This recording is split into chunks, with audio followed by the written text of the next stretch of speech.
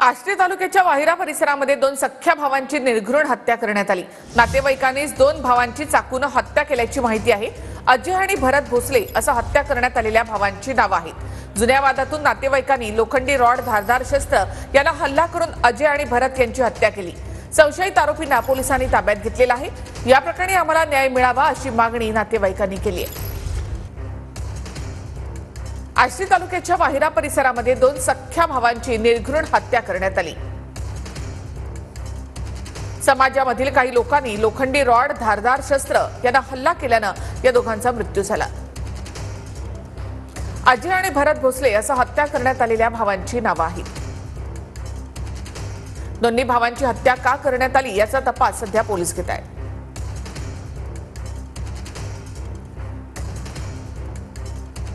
संगीत आहे माझं नाव, संजू बसले। तो तुम्हाला म्हणते त्यांनी रस्ता लुटीला, त्यांनी रस्त्याने आलते ते, तर त्यांनी रस्त्यावर मारलं, त्यांना येताना मारलं रस्त्यावर, त्यांनी जीवच मारले।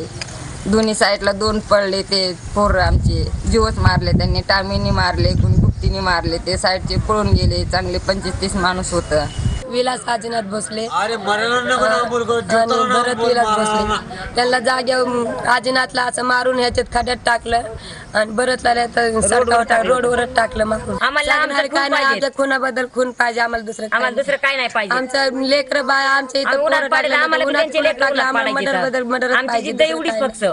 अंबरा पोलीस स्टेशन हद्दीतीलच हातोळण गाव आहे, तेथील भरत भोसले, त्याच्यानंतर आजीनाथ भोसले आणि कृष्णा भोसले हे वायरा येथे जी पारधी वस्ती आहेत यांच्या इथं आले होते। त्यांचे जुन्या भांडणाच्या वादावरून वाद झाला।